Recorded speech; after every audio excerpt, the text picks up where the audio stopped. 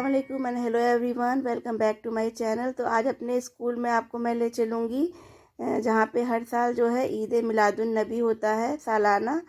तो वीडियो पूरी देखिएगा इंशाल्लाह आपको तुमको शाम सहर बेसहारे सलाम कहते हैं। जब मोहम्मद का नाम आता है वहाँ के लोगों से वास्ता पड़ता है, लेकिन सवाल ये है कि जब दूसरे लोगों से वास्ता पड़े तो किस अला रसूल करीम। अम्मा बाद, मैं इरम दर्जा फोर्थ ए की तालिबा आप सभी के सामने एक तकरीर पेश करने जा रही हूँ जिसका उन्वान है नमाज छोड़ने पर बदतरीन अज़ाब। अल्लाह ताला का इरशाद गिरामी है, इन्ना सलाता कान। मैं दर्जा 7B की अर्शिया आपके सामने एक हदीस पेश करने जा रही हूँ जिसका उन्वान है तौबा अस्तगफार। हज़रत अबू सईद खुदरी रज़ी अल्लाह अन्हु से रिवायत है कि रसूल अल्लाह सल्लल्लाहु अलैहि वसल्लम ने फरमाया कि बनी इसराइल में एक शख्स था जिसने एक कम 100 यानी 99 इंसानों का कत्ल किया। और फिर मसला पूछने निकला तो एक राहिब के पास पहुंचा कि क्या मेरी तौबा कबूल हो सकती है। उसने कहा तेरी तौबा कबूल नहीं हो सकती। उसने उसे भी कत्ल कर दिया और फिर पूछना शुरू किया तो एक आदमी ने उससे कहा फुला फुला बस्ती में जाओ। उधर चल पड़ा। रास्ते में ही उस पर मौत के असर तारी हुए तो उसने अपना सीना घसीटकर उस बस्ती के करीब होने की कोशिश की, लेकिन उसकी बिलाखिर मौत हो गई। तो उस बंदे के रहमत और अज़ाब के फरिश्तों में झगड़ा हो गया। तो अल्लाह ने बस्ती वाली ज़मीन को वही की तो करीब हो जा। फिर फरमाया इन दोनों के दौरान पैमाइश करो। तो वो बंदा सिर्फ एक बालिश उस बस्ती के करीब पाया गया तो उसे बख्श दिया गया। वमा अलैना इल्लल बलाग। अस्सलामु अलैकुम। नहीं अहम करार दिया है जितना कि मर्दों को तालीम व तरबियत को ज़रूरी करार दिया है। आप सल्लल्लाहु अलैहि वसल्लम से जिस तरह दीन की तालीम मर्द हासिल किया करते थे इसी तरह औरतें भी किया करती थीं।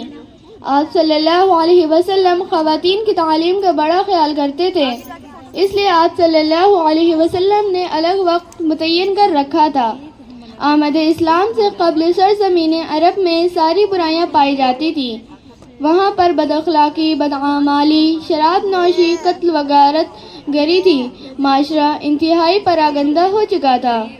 इससे साफ पता चलता है कि तमाम बुराइयों बेहयाइयों का सर चश्मा जिहालत है और जिहालत का खात्मा तालीम है। तालीम इंसान और हैवान में फ़र्क इम्तियाज़ पैदा करती है। तालीमी के ज़रिए इंसान अपने मकाम व मर्तबे को पहचानता है। तालीमी के ज़रिए इंसान इंसानियत के आदाब व उसूल को सीखता है। अगर तालीम ना हो न दुनिया हाथ आई है और न दीन। मोहतरम सामीईन, आज भी ऐसे ख़ानदान और कबीले मौजूद हैं जो बच्चों को तालीम देते हैं, उन पर पैसा खर्च करते हैं लेकिन बच्चियों को तालीम नहीं दिलाते।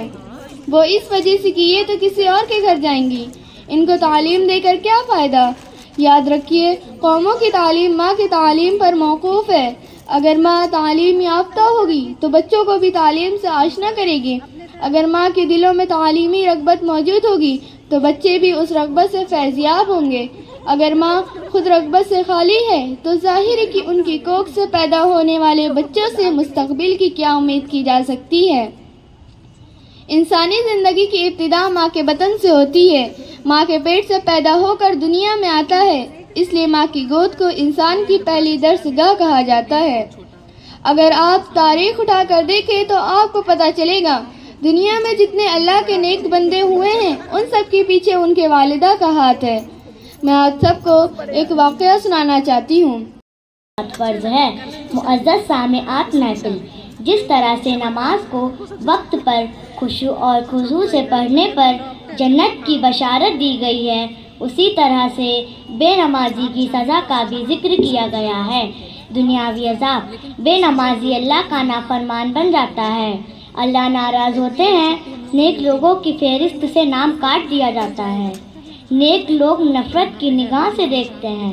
बेनमाजी जिहाद नहीं कर सकते, वक्त की पाबंदी नहीं कर सकते, طرح طرح کی مصیبتیں سر پر منڈلانے لگتی ہیں، زندگی میں برکت نہیں رہتی، سالین کا نور اس کے چہرے سے ہٹا دیا جاتا ہے، اس کے نیک کاموں کا اجر ہٹا دیا جاتا ہے، اس کی دعائیں قبول نہیں ہوتی، نیک بندوں کی دعاؤں میں اس کا حق نہیں ہوتا، رزق میں تنگی کر دی جاتی ہے، رسول خدا صلی اللہ علیہ وآلہ وسلم ناراض ہوتے ہیں، ہر کام بے برکت ہو جاتا ہے، بے نمازی تقویٰ پرہیزگاری صفائی حاصل نہیں کر سکتے، شیطان کا دوست بن جاتا ہے، اس کا نام جہنم کے دروازے پر لکھ دیا جاتا ہے، جس میں اس کو جانا ضروری ہے، دین پر استقامت نصیب نہ ہوگی، اخلاق رفتار گفتار کردار گندا ہوگا، مرتے وقت عذاب، خاتمہ ایمان پر نہ ہوگا، بے نمازی ذلت سے مرے گا، اس کی پیامیں نہ سمجھیں گی، اگرچہ سمندر بھی پی لے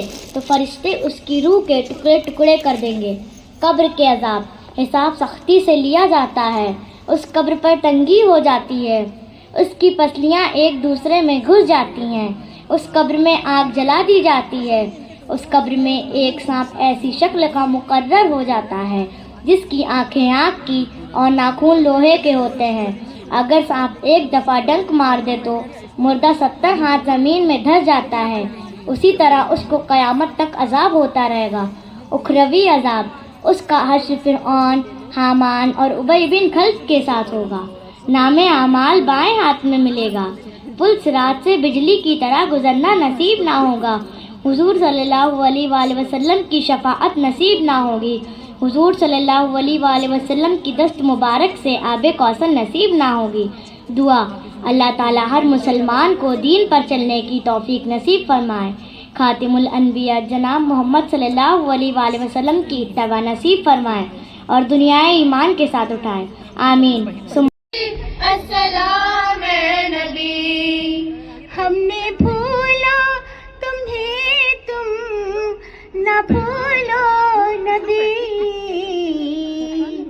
ہم نے چھوڑا تمہیں، تم نہ چھوڑو نبی، دے زمانے